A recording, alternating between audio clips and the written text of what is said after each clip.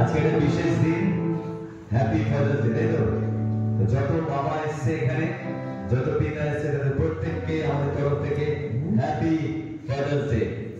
সবাই একসাথে বলি আমরা happy father's day, happy father's day. জোরে বলতে হবে। মাদার্স ডে হয়, তাই তো? মাদার্স ডে তে আমরা অনেক ঘটা করে বলি না পাস্টার? তাহলে ফাদার্স ডে কেন বলবো না? হ্যাঁ, গত মাসে মাদার্স ডে হয়েছে। যে আমি দেখি মাদার্স ডে সময় অনেকগুলো মানে ফেসবুকে অনেক সবাই মায়ের সঙ্গে ছবি দেয়, কিন্তু ফাদার্স ডে সময় দু একটা ছবি থাকে, কেন যায় না? অবশ্য আমি এখনো বাবা হইনি, কিন্তু যেহেতু ছেলে তো তাই বলছি। তো সবাই একসঙ্গে বলে হ্যাপি হ্যাপি হ্যাপি। সেই বাবা যখন এমন কোনো কাজ আমরা করিনি, তারপরে তিনি আমাদেরকে সন্তান হিসেবে গণ্য করেছেন। তাই বাইবেল বলছে, যখন একের বড় যতজন তাকে গ্রহণ করলো, বিশ্বাস করলো, তাদের প্রত্যেককে সেই বাবা তার সন্তান হবার কি দিল? অধিকার দিল, যোগ্যতা দিল। Amen, hallelujah. আমরা পাপী মানুষ, অথচ এক পবিত্র পিতা সন্তান। কত আনন্দের বিষয়। যদি জগৎ কেউ বলে থাকে আপনি পাপী, জানি পাপী, কি বলবেন? জানি পাপী, কিন্তু পাপকে এটাও লেখা আছে, যতজন বিশ্বাস করলো, গ্রহণ করলো, তাদের প্রত্যেককে সেই পিতা তার সন্তান হওয়ার অধিকার দিল। হালেলুয়া। তাই তিনি পাপীদের জন্য ছিল, আমার মতন পাপী, আপনার মতন পাপী। আর যিশু সন্তানের মধ্যে কেউই নিষ্পাপ ছিল না। এক একটা ট্রেন পান করা পাপী ছিল, তাই না? কেউ খুনি, যিশুর সঙ্গে থাকার পরেও যখন ধরে নিয়ে যাচ্ছে, ছোড়া বের করে কান কেটে দিল। তার মানে ছোড়া গান তো সে। তাই একটা গান প্রভু আমাকে দিয়েছে। গান বলছে, আমি এমন কোন কাজ করিনি যা দিয়ে আমি তোমায় পাই। আমি যে অযোগ্য সন্তান তোমার, তবুও আমি তোমায় চাই। কথাটা শুনতে পাচ্ছেন? পরিষ্কার শোনা যাচ্ছে তো?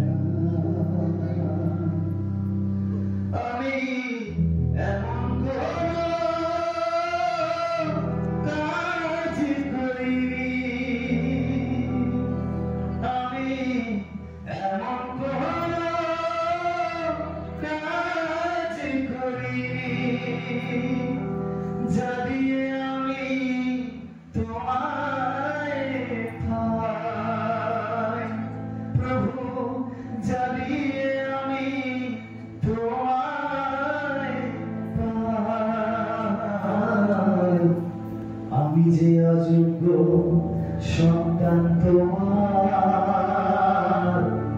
তবু আমি তোমায় চাই।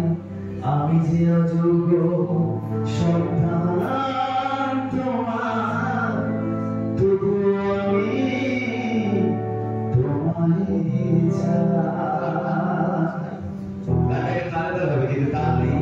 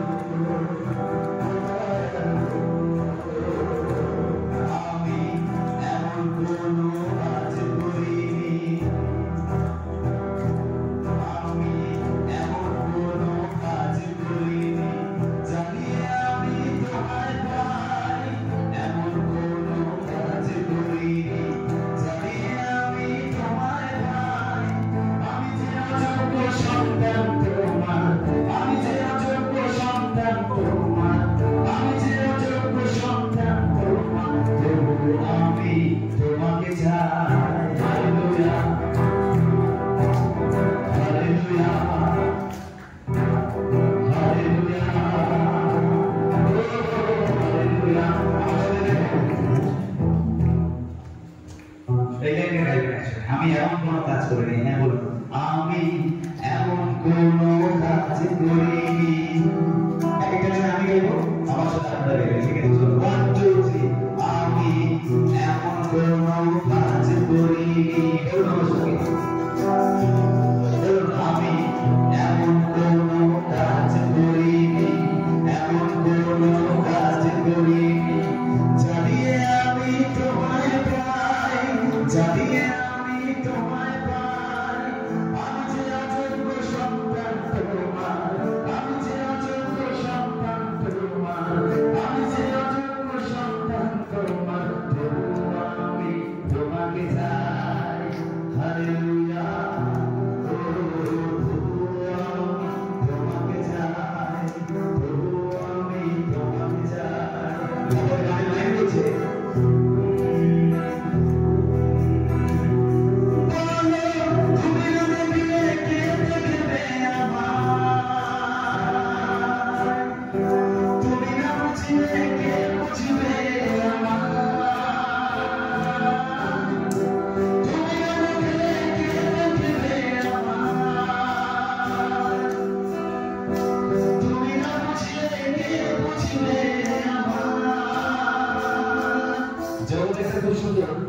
জিনিস আমরা দেখতে পাই, এরকম বাচ্চাগুলো যখন ছোট ছোট থাকে, ধরুন এই বাচ্চাটা আপনার ছেলে খাবো, এই বাচ্চাটা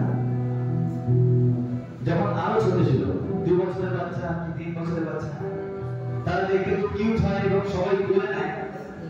তো সেই বাচ্চাটাকে যারা দেখে তারাই গান ধরে আরো করে বলে কি কিউট, বলে না কি কিউট, ধরে চুমু খায়, আদর করে, বলে খুব সুন্দর করে নেয়।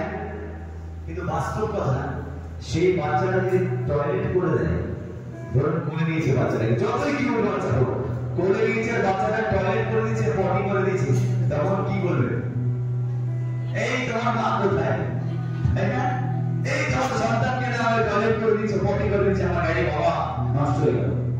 কিন্তু সেই মা, সেই বাবা রাত জেগে জেগে তারা পটি পরিষ্কার করে, টয়লেট পরিষ্কার করে। সেই বাচ্চা কিউট হোক আর কিউট না হোক, হালেলুয়া। আমরা পাপের দরুন আমাদের ঈশ্বরের নামে, যিশুর নামে, প্রভুর নামে অনেক ময়লা তার শরীরে দিয়ে ফেলেছিলাম, দিয়ে মুছে নামিয়ে দিয়েছিলাম। জগতে সে বলছে না এটা ভালো, সেটা ভালো, ওটা ভালো, কিন্তু ঈশ্বর এসে বলল, আমি জানি তোমাদের সমস্তটাই কালো, তোমাদের সমস্তটাই কালো, কিন্তু আমার আশীর্বাদ পুরোপুরি যথেষ্ট, তার মধ্যে দেবে আলো। হালেলুয়া, তার মধ্যে দেবে আলো। তাই ঈশ্বর প্রথম দিন বলল আলো হোক।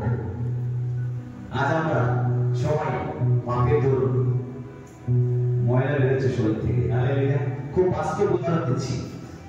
সেই পটি মাখা, টয়লেট মাখা বাচ্চাকে যখন কেউ কোলে করে নেয় না, তার বাবা মাই ধরে, যখন আমাদের পাপের দরুন পাপগুলো গায়ের মধ্যে মাখা ছিল, পটির মতন, টয়লেটের মতন, সবাই দূর থেকে আদর করে চলে গেছিল। যে পাপ দেখতে পেরেছিল, এক একজন সরে গেছিল, সে পিতাই কিন্তু করে দিয়েছিল। হালেলুয়া, তিনি পবিত্র হয়ে তার বস্ত্র ছেড়ে উলঙ্গ হয়ে ঝুলল আর দেখালো যে দেখো আমি তোমায় ভালোবাসি।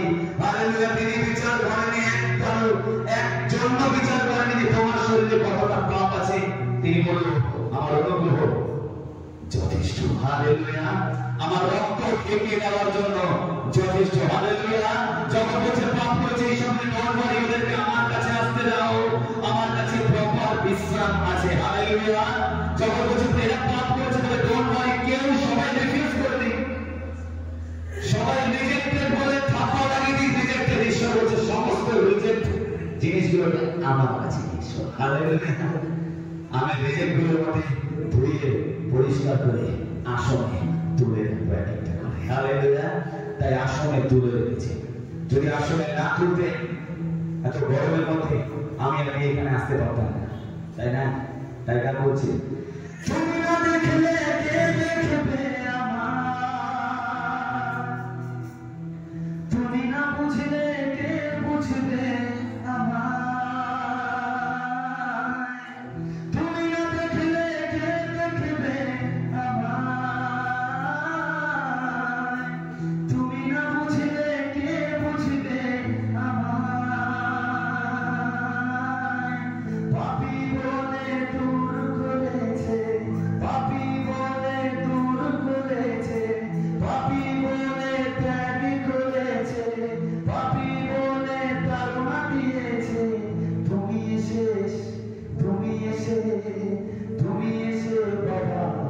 জড়ালে আমায়, হালেলুয়া। তুমি এসে বাবা পাপ মোছালে আমায়। তাই গান বলছে, আমি এমন কোন কাজ করি, সবার সঙ্গে এমন কোন কাজ করি জানিয়ে আমি তোমায় চাই, এমন কোন কাজ করি জানিয়ে আমি তোমায় চাই। আমি যে অযোগ্য সন্তান তোমার, আমি যে বড় পাপী সন্তান তোমার, আমি যে অধার্মিক সন্তান তোমার, তবুও যিশু আমি তোমায় চাই, তবুও যিশু আমি তোমায় চাই, তবুও যিশু আমি তোমায় চাই, তবুও যিশু আমি তোমায় চাই। হালেলুয়া, হালেলুয়া,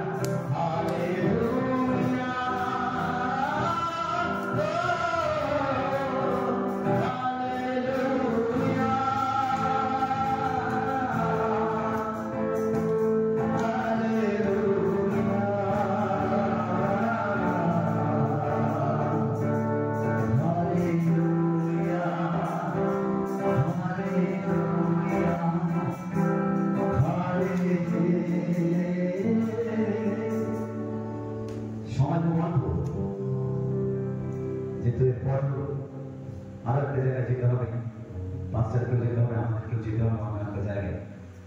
ছোট্ট সময় আমার ব্যক্তিগত একটা অভিমত, একটা উদাহরণ আপনাদের দিয়ে 2 মিনিটে প্রার্থনা শেষ করছি। আজকে আমার এইটুকু সময় ছিল, যেটা আমি বলেছি ফাদার্স ডে আসল রহস্যটা মূলটা। এক বাবা ছিল, আমি উদাহরণটা কৃষ্ণনগরে দিয়েছিলাম, মন দিয়ে শুনবেন। এক বাবা ছিল, তার এক সন্তান, তার জন্মদিন ছিল সেদিন। এরকমই ছোট্ট 3 ছেলের মতন এরকমই সন্তান হবে। তার কোনো মা নেই। তার বাবাকে সন্তান বলছে, বাবা, সকালবেলা ঘুম থেকে উঠেছে, তার বাবা তাকে জড়িয়ে ধরে চুমু খাচ্ছে আর বলছে হ্যাপি বার্থডে মাই সান বলে জড়িয়ে ধরেছে। বলছে, দেখ, তোর মা থাকলে, বেঁচে থাকলে কত সুন্দর তোর জন্মদিন পালন করতে পারবো, কিন্তু আমার তো কাজ আছে, আমার দুর্বলতাটা, আমাকে কাজের জায়গাটা দেখতে হবে।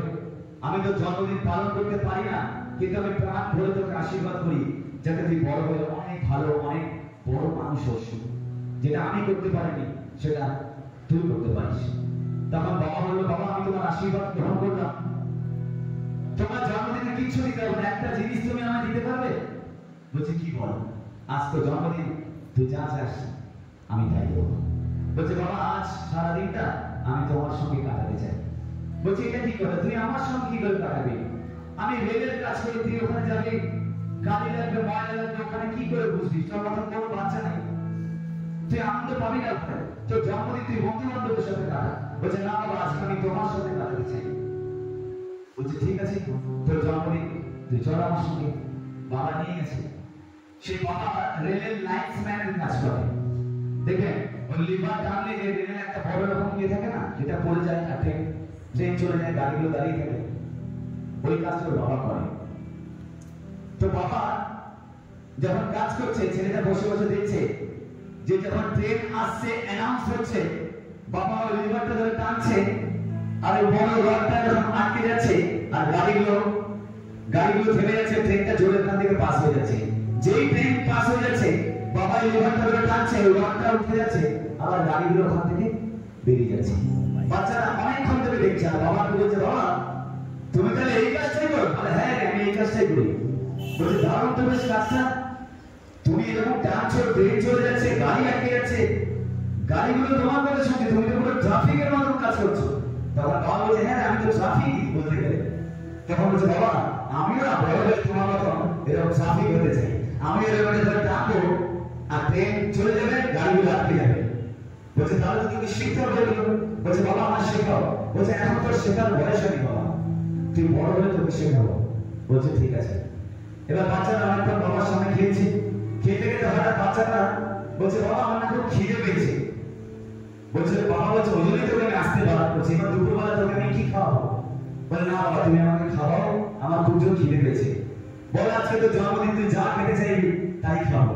সে বাচ্চাটা বলছে, বাবা, তুমি আমার জন্য ইয়া বড় একটা চকলেট নিয়ে আসো, একটা চিপস নিয়ে আসো। বলে ঠিক আছে, তুই এখানে বস, আমি চকলেট আর চিপস আনতে যাচ্ছি। তো বাচ্চাটা বাচ্চাটাকে রেখে চকলেট আর চিপস আনতে গেছে। ইতিমধ্যে বাচ্চাটা দেখছে যে একটা ট্রেন আসতে শুরু করে দিয়েছে এবং গাড়িও যাচ্ছে। এবার বাচ্চারা বলছে, আরে বাবা তুমি কি করে ওই রডটাকে লিভারটা টানবে যে রডটা দাঁড়িয়ে পড়বে এবং গাড়িগুলো আটকে যাবে এবং ট্রেনটা চলে যাবে। বাচ্চারা দেখছে ট্রেনটা আস্তে আস্তে সামনে আসতে শুরু করছে।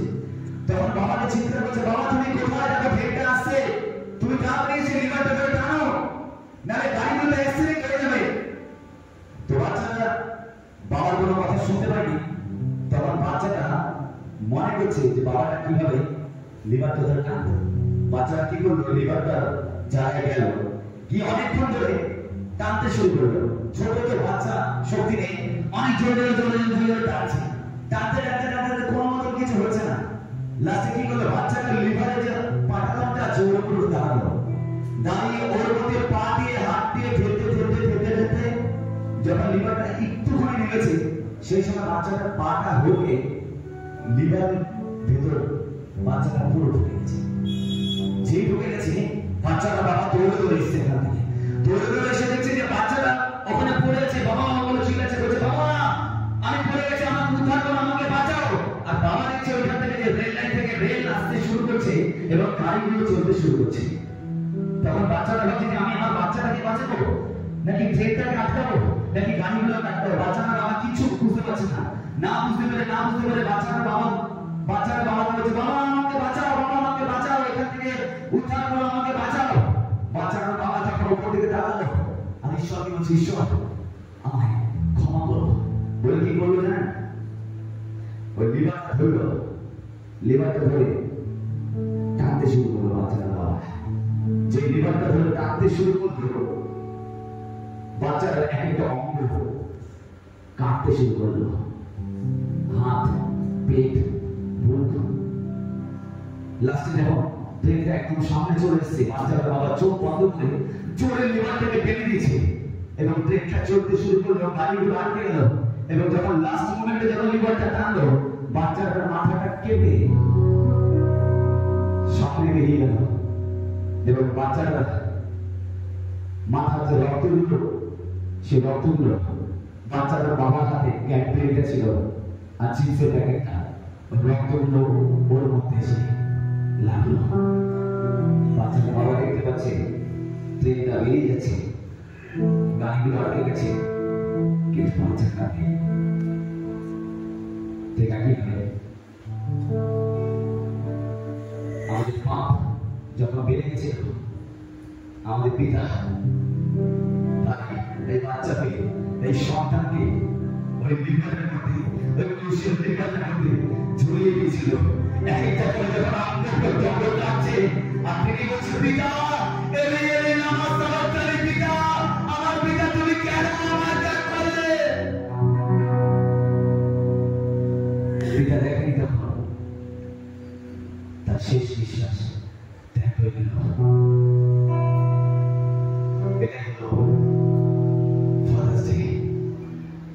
যদি এই বাবা সেদিন এইভাবে নিজেকে না শেষ করত, তাহলে না জানি কতজন সেদিন অ্যাক্সিডেন্টে মারা যেত।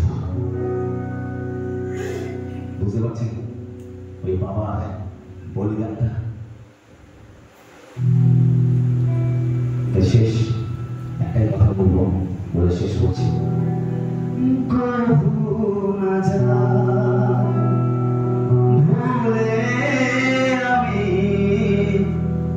তোমার সেই বলিদান কবু না যাই ভুলে, আমি যিশু তোমার সেই বলিদান যা তুমি দিলে আমার জন্য, যা তুমি ঝরালে আমার জন্য, ক্রুশের উপর দিয়ে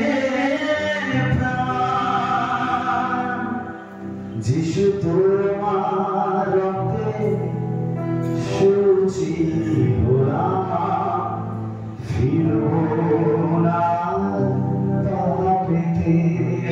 আমার সঙ্গে শেষ করুন, সবাই একসঙ্গে গিয়ে শেষ করুন। যিশু তোমার রক্তে শুচি হলাম, ফিরবো না আর পাপেতে। বলুন আমার সঙ্গে, যিশু তোমার রক্তে শুচি হলাম, ফিরবো না পাপেতে। আবার বলুন আমার সঙ্গে, যিশু তোমার রক্তে শুচি হলাম, ফিরবো না পাপেতে। শুধু আপনার নাম, যিশু